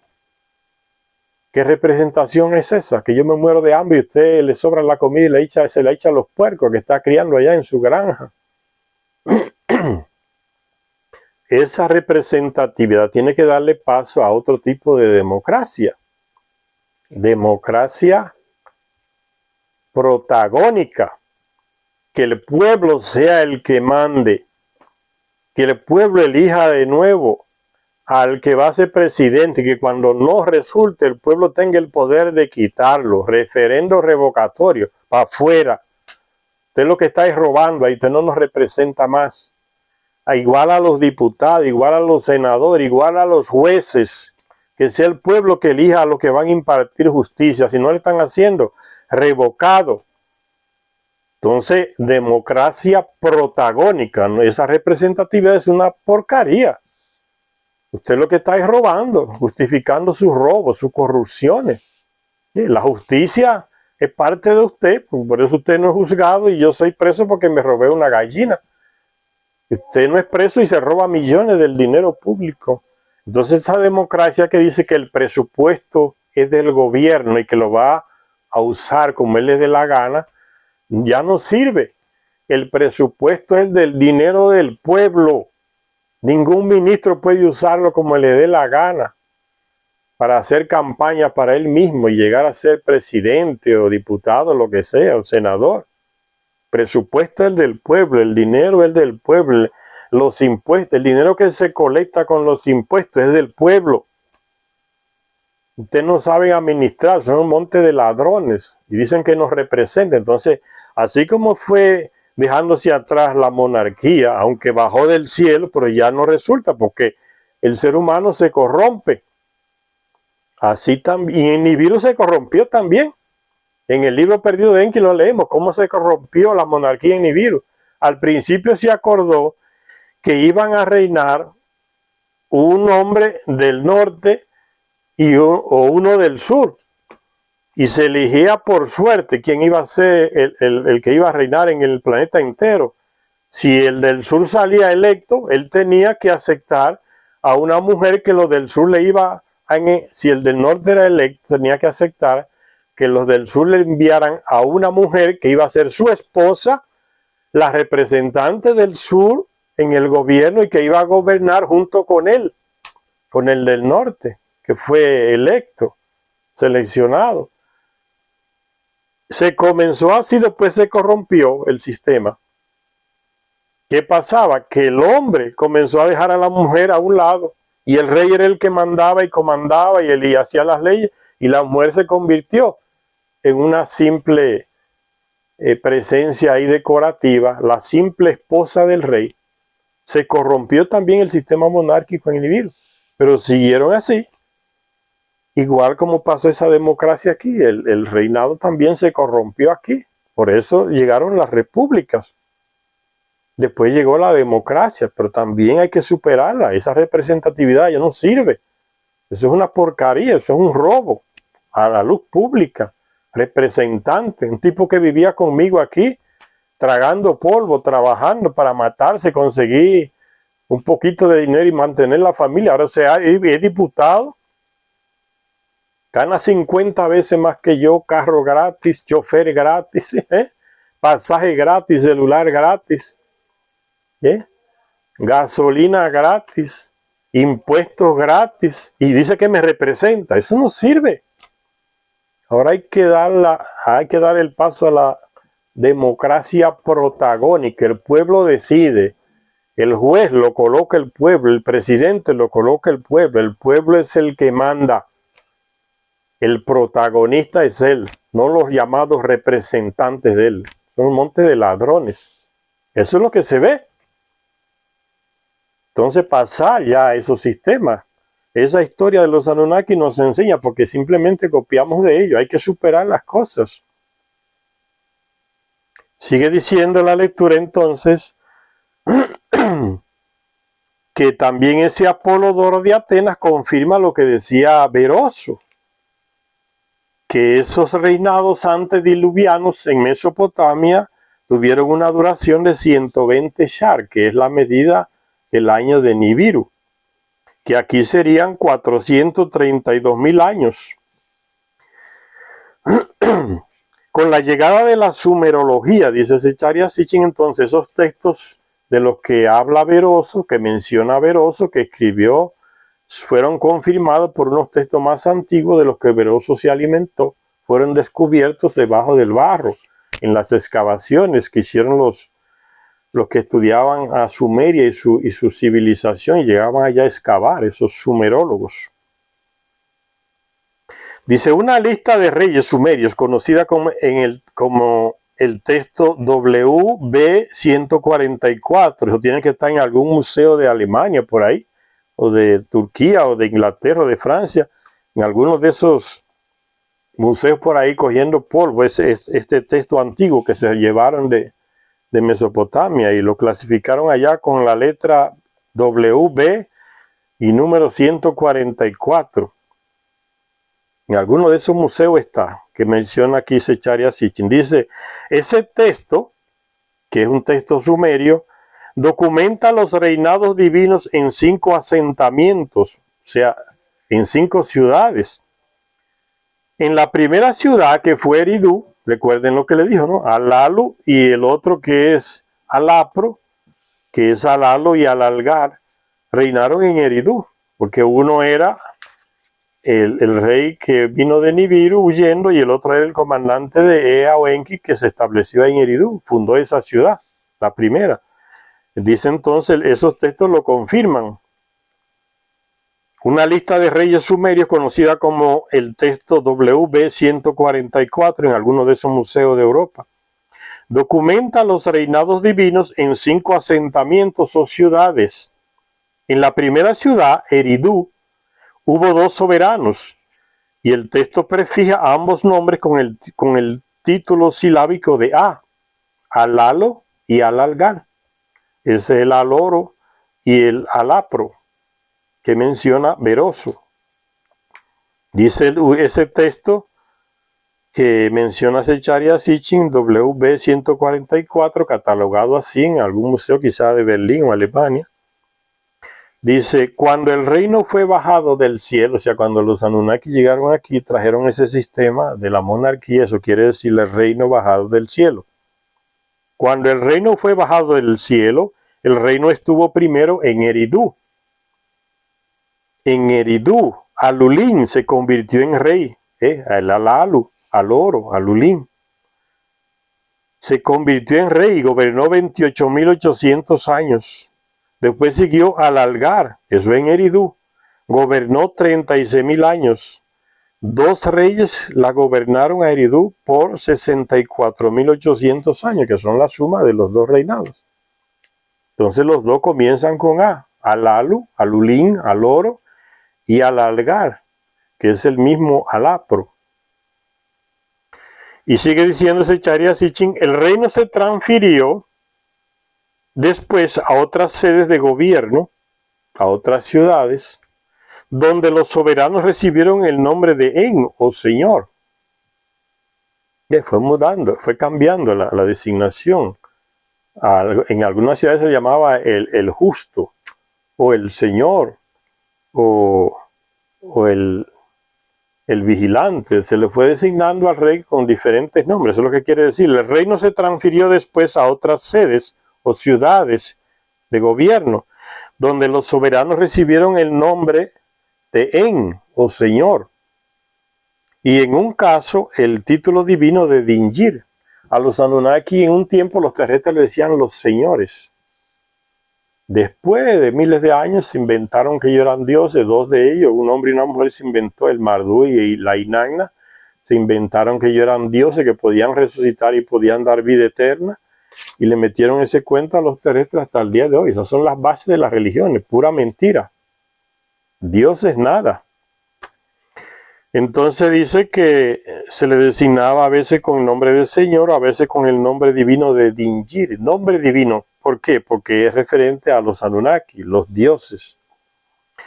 Dice el texto, dejó Eridu, el reino, se fue a otra ciudad. Su reino se llevó a Bactivira. En Bactivira, en Menluanna, gobernó 43.200 años. Bactivira, una ciudad antediluviana, ahí en Mesopotamia, que fue destruida por el diluvio. ¿Y qué era Bactivira? Bactivira era la ciudad de la fundición, porque el oro que se traía desde África, junto con otros metales, llegaba en barco ahí a Bactivira, en Mesopotamia, y ahí se le refinaba para enviarlo a Nibiru, el oro refinado, para que taparan el agujero allá.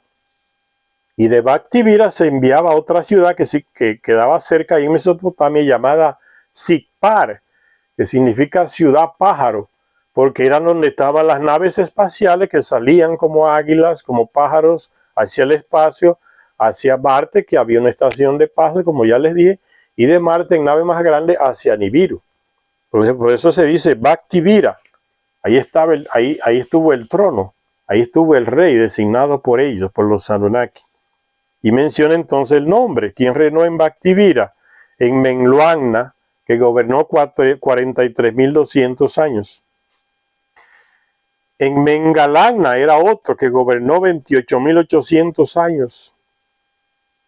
Y el divino Dumuzi, aquel pastor, gobernó 36.000 años.